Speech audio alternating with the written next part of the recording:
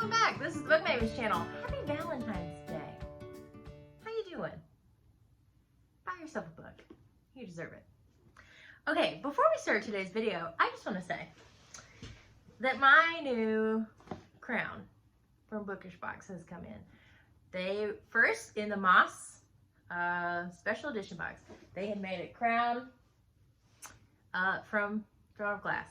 Well, then they made one from Akatar, and I mean, obviously, if you have one, you need to keep the set going. So first of all, the box is beautiful, and I haven't opened it yet. And it happened to arrive today, which felt fortuitous. I already, oh my gosh. It's so pretty. Okay, let's just take a second and appreciate. Oh, okay. Let's just take a moment, friends, and let's talk about this beautiful crown.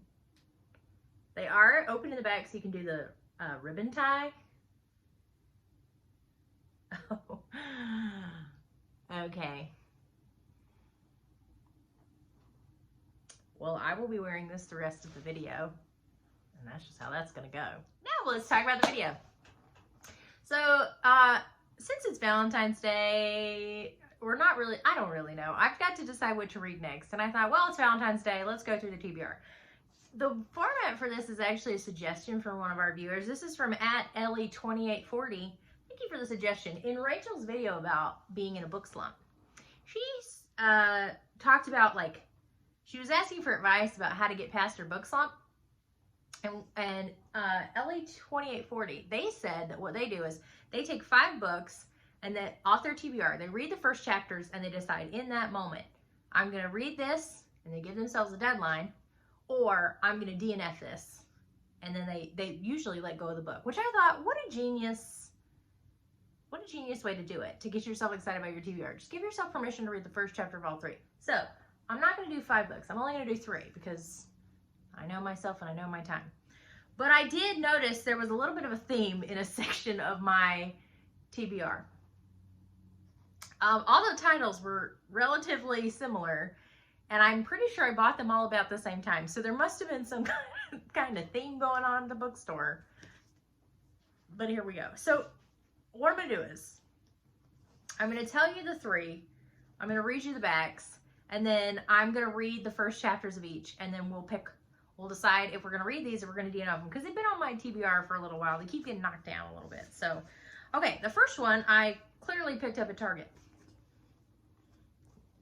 A Lady's Guide to Mischief and Mayhem. Of all the crime scenes in the world, she walks into his twice. By Amanda Collins. This one was kind of a mystery-esque romance. England, 1865. Newspaper columnist Lady Catherine Bascom finds herself the subject of speculation when her latest article leads to the arrest of the murderers plaguing London. The English believe women ought not to write about such vulgar things as crime, and a particularly attractive detective inspector is incensed that she's interfered with his investigation. To escape her sudden notoriety, Catherine heads to the country, only to witness a murder upon her arrival. Okay, this is the kind of woman that if she shows up at the dinner party, you need to go. Detective Inspector Andrew Eversham is appalled when Lady Catherine entangles herself in one of his cases. Again, her sensationalist reporting already nearly got him kicked off the police force, and he'll be darned if he permits her to meddle a second time. Yet her questions are awfully insightful, and he can't deny his attraction to both her beauty and brains. As the clues point to the dangerous criminal, the two soon realize their best option is working together. But with their focus on the killer lurking in the shadows, neither is prepared for the other risks the case poses to their hearts. Okay, this is option 1. Option 2, The Ruthless Lady's Guide to Wizardry by C.M. Wagner. I don't know what the ladies' guides to or the ladies' this, I don't know what the theme is, but there was a bunch of them. Okay. Delaria Wells, petty con artist, occasional thief, and partly educated fire witch, is behind on her rent in the city of Luscourt again. Then she sees the wanted sign seeking female persons of marital marital or magical ability to guard a lady of some importance prior to the celebration of her marriage. Deli fast talks her way onto the job and joins a team of highly peculiar women tasked with protecting their wealthy charge from unknown assassins. Deli quickly sets her sights on one of her companions, the confident and well-bred Win Salanum. The job looks like nothing but romance and easy money until things take a deadly and undead turn. I don't know why I picked this book. It's not my usual kind of thing. With the help of a bird-loving necromancer, a shape-shifting schoolgirl, and an ill-tempered reanimated mouse named Buttons, Deli and Win are determined to get the best of the adversary who wields a twisted magic and has friends in the highest places.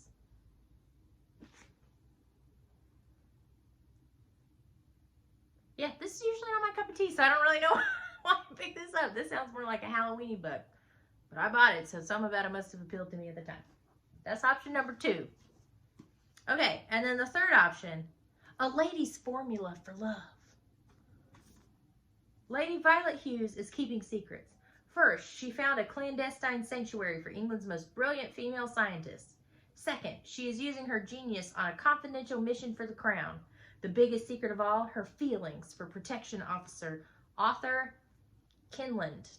There you go. Solitary and reserved, Arthur learned the hard way to put duty first.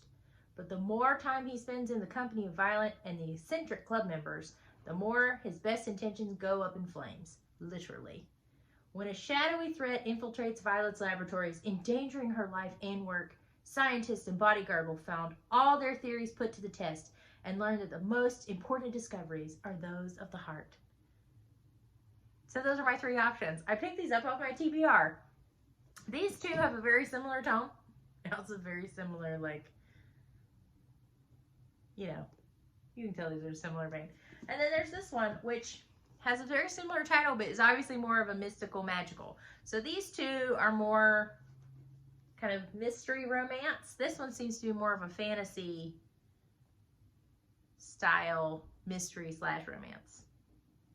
Okay, I'm going to read the first chapter. No, I'm not going to make you watch me do that in real time.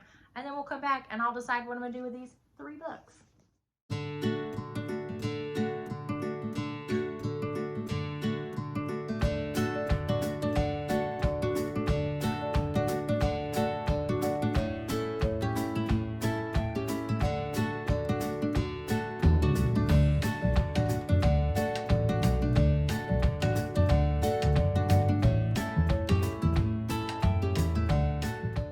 Okay, I'm back. Now, I will tell you that I didn't read the full chapter. I read the first 4 pages because, among other things, I realized one of them had a prologue, which seemed an unfair, maybe disadvantage for it. So I just read the first 4 pages of each because also my assistant here is being very not conducive to reading. Are you? Okay, so now having read the first 4 pages, fun fact, she's also a cookbook author, which, you know, intrigues me a little bit. This one didn't really grab me. This one gave me Athena Club vibes, which, if you go back on the channel, I really loved the Athena Club series. So I have decided that I'm going to put this one aside. I might get rid of this one. I'll probably finish the first chapter, and if it still hasn't grabbed me, I'm probably going to let this one go and move on. This one I'm probably going to read. Maybe not this week, but maybe next week. And this one is going to be the book I start reading, and I will come back with a review at a later date. It looks like it's going to be a pretty quick read. It's only about 300-ish pages. Yeah, about 320. So I don't think it's going to take me very long. But this one's what I'm going to read. If you read any of these books, let me know in the comments. I'm going to read this one, and I will have a review later this month, maybe, or early next month on the channel. We'll see you next time. Bye.